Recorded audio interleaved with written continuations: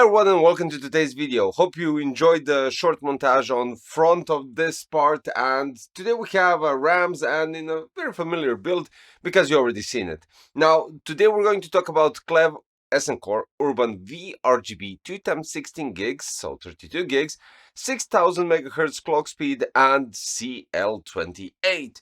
Now in this scenario we have them in black and you also have them in white, and we're going to pair them up with this whole build. Now, if you remember the past video that I reviewed them and all the other stuff, we had a different scenario with different processors and stuff like that. Today we're going to pair it up with MSI MPG X870E Carbon Wi-Fi, AMD Ryzen 9 7900X3D, and even though the GPU is totally irrelevant, we have the PNY RTX 5080 addressable RGB EPIC X. So in this build, all packed up inside the Okinos Aqua 9, we're going to check out these RAMs and to see how, well, basically they perform.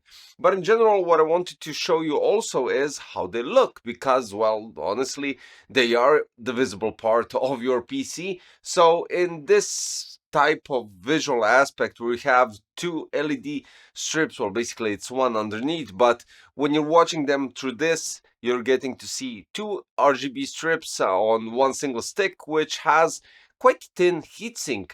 But you don't have to worry about that because the performance is there and they do look outstanding in the build with the slick, clean design. So we're having RAMs that are 42.5 millimeters tall. We're having quite nice lighting for aesthetics, which are brilliant. And then we have decent timings, excellent performance, great OC potential, slick and compact design for sure, because I'll get to that part later on, and decent RGB. I mean, decent. You can slightly see those LED dots on top, but nothing drastical.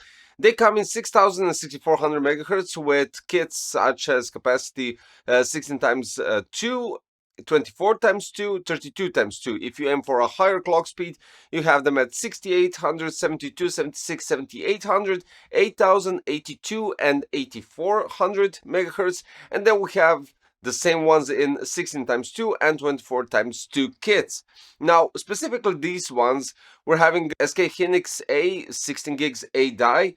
Urban V RGB have Intel XMP 3.0 and AMD EXPO support. The dimensions are 138.95 times 42.5 times 8.2 with minimalistic design, supports RGB, and you can see right here with the MSI Mystic lights, they work perfectly. So you don't have to worry about the RGB lights, but they also support Asus Aura Sync, RGB Fusion 2.0, and ASRock Polychron Sync.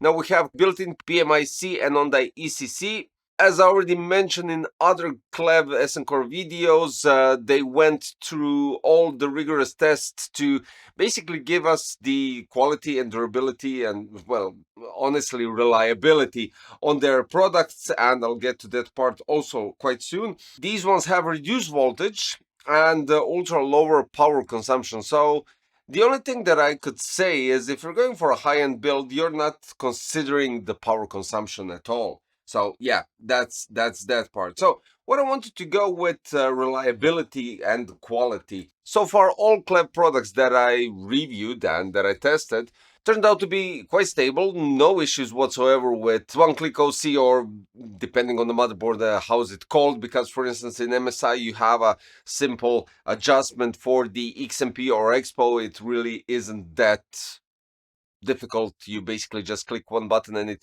automatically goes to the clock speed that is written on the box. And lastly, all were high quality material. The design is brilliant. There is no heatsink falling off because I had those situations like 7 or 8 years back. And to be honest, I'm basically using one of their RAMs for my future build. So that kind of gives you a meaning of quality and everything all together, because I honestly don't put anything in my PC. So yeah, there's that. Now when we move forward, 42.5 millimeters height is quite okay for those large CPU air coolers. It might interfere depending on the design of the first and the position of the first fan, but in general, they are good. They are good, they will fit, and the only thing basically that's lower than this is non-RGB RAM, so you're basically almost going with a low profile RGB sticks, which look outstanding. So these use Hynix A ICs, which are known for good overclocking. Now, let's check out the benchmarks to give you more idea about the performance because, well, that's also important when checking out everything. So, AIDA memory test, we have read speed 76,182 megabytes per second, write speed 77,222 megabytes per second, and copy 70,314 megabytes per second. Latency is surprisingly lower when you compare these and the past review that I did 70.7 nanoseconds. That's 3 nanoseconds lower, which is amazing. Let's be honest, I use the same processor but a different board. Will that impact that? I'm not quite sure, but these ones did perform quite nicely than the past ones that I did, so that's great. AIDA AES, we have 267,541 megabytes per second. And then when we go with Cinebench, we have 82 degrees on average for 10 runs. We have 26,267 on average Cinebench score. And then finally the clock speed, we have 4,965. Going forward with Corona 10, we're getting 8.2 million rays per second and Corona 1.350 seconds to finish the render with 9.65 million rays per second. Indigo benchmark, we have Bedroom with 3.607 million samples per second, while the Supercar is 7.988 million samples per second. And finally, Geekbench 6, we have single thread score 2868 and multi-thread score 18,029. With these benchmarks, what I see is, well, basically not a pattern, but what I see is in comparison with CL30 and CL32, depending on what CPU you're using, and I mean by AMD and Intel, for AMD, it kind of does perform better with CL3032 and, of course, with higher clock speed. So this is why you are seeing these differences in terms of CL32 and CL28. In some instances, these RAMs, specifically CL28, are performing much better, logical, but it all depends on the benchmark, the synthetic benchmark, the whole combination of tests and what it is preferred on the side of AMD and how it will take that lower latency into consideration. So yeah, in some instances they perform better, in some instances they perform worse, but nothing too drastical to be worried about. The thing is, DCL28 costs more than your regular 3032, which is kind of logical, but in that sense you'll have to just divide what is most important for you. Are you going to aim for lower latency but lower clock speed as well, or you're going to go with higher clock speed and somewhere close to that CL30 and give it a go? It's all up to you, of course, and to compare the prices, what is more suitable for you and for your build. In general, what I wanted to say is KLEVV Essence Core in general products are just amazing. I read loads of comments on other videos on Instagram or whatever. I actually saw basically Reddit forums everywhere. This brand is something that you can count on with reliability and durability, and there's nothing left to add.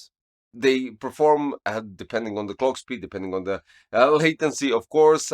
They don't overheat. They are looking amazingly good, and you're good to go. You can count on them, and well, basically that's the one reason that I'm placing well, their other model in my future build. So yeah, there's that for today. The link for the KLEVV Urban V RGB 2x16 at 6000 megahertz CL28 is in the description below, and maybe if I find some other combination of clock speed and latency, I'll place it as well. And that will be all for today, guys. If you liked the video, enjoyed the montage and the whole benchmark stuff, don't forget to subscribe, hit the like button, and click the notification bell for future content coming quite shortly. Thanks. Bye bye.